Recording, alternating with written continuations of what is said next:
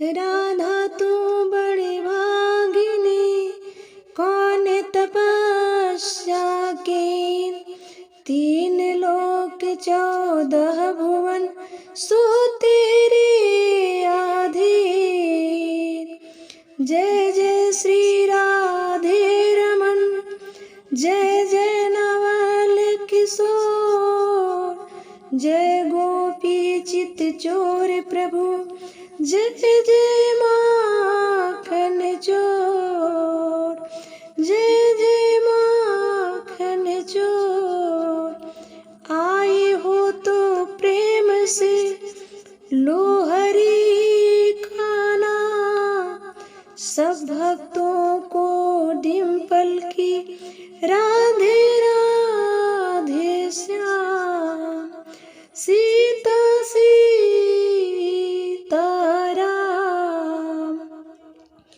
आए हो तो प्रेम से लो हरि का नाम। इसका अर्थ हुआ कि जब धरती पर आए हो तो प्रेम से भगवान की नाम लो।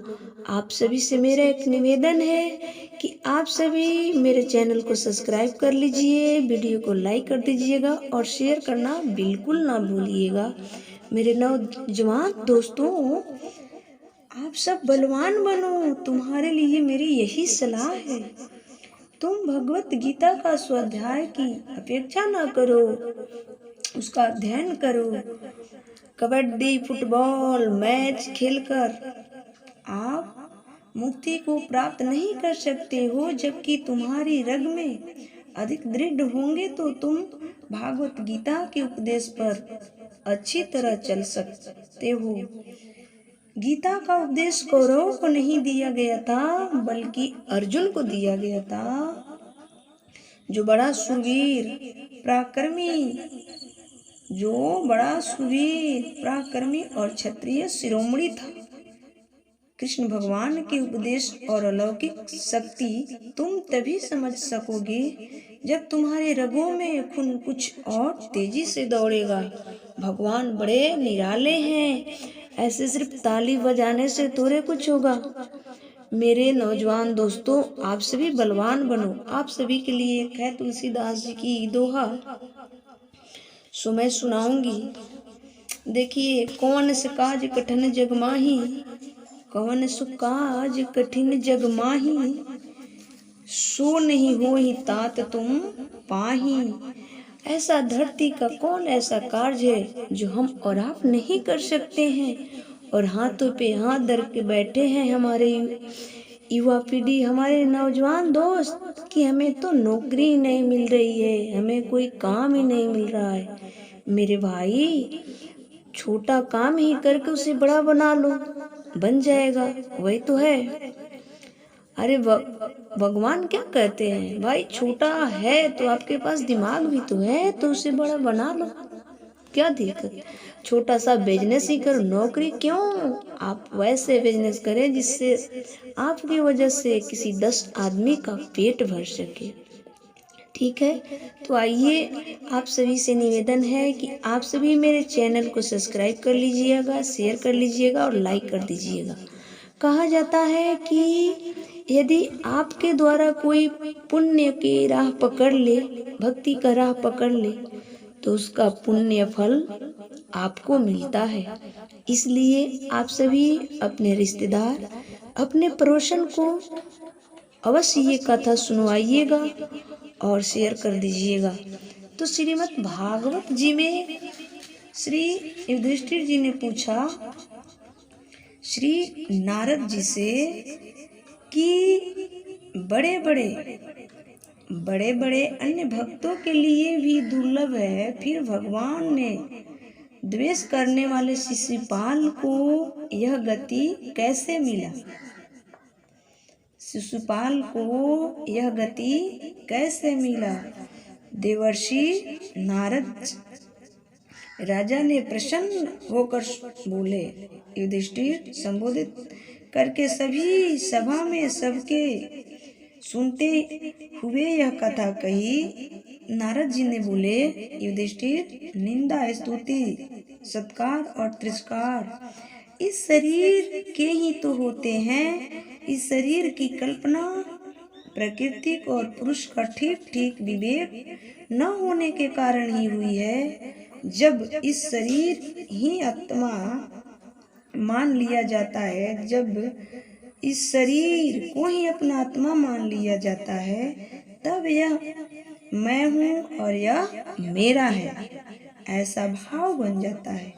यही सारे भेदभाव का मूल्य है। इसी के कारण लड़ना और दुर्वचन से पीड़ा होती है। पर जिस शरीर में अभिमान हो जाता है कि यह मैं हूँ, यह मेरा है, उसी शरीर में बद से प्राणियों को अपना बद जान पड़ता है। किंतु भगवान में तो जीवों के समान ऐसी अभिमान है ही नहीं, क्योंकि वे सर्व आत्मा है, अद्वितीय हैं। वे जो दूसरों को दंड देते हैं वह भी उनके कल्याण के लिए ही, क्रोधवश अथवा द्वेषवश नहीं। जब भगवान के संबंध में हिंसा की कल्पना तो की ही कैसे जा सकती है। इसलिए चाहे सुदृढ़ वैर भाव से या वैरहीन भक्ति भाव से, चाहे स्नेह से अथवा कामना से, कैसे भी भगवान में अपना मन पूर्ण रूप से लगा देना चाहिए। भगवान की दृष्टि से इन भावों में कोई भेद नहीं है। युधिष्ठिर, मेरा तो ऐसा दृढ़ निश्चय है कि मनुष्य वैराग्यवश से भगवान में जितना तन्मय हो जाता है उतना भक्ति भाव से नहीं होता। क्योंकि जब आपके शत्रु जो होता है, आप अपने शत्रु को ज्यादा याद करते हैं। जितना अपने शत्रु को याद करते हैं उतना अपने मित्र को नहीं याद कर सकते। इसलिए वैराग्य भाव से भक्ति ज्यादा हो जाती है। भृंगी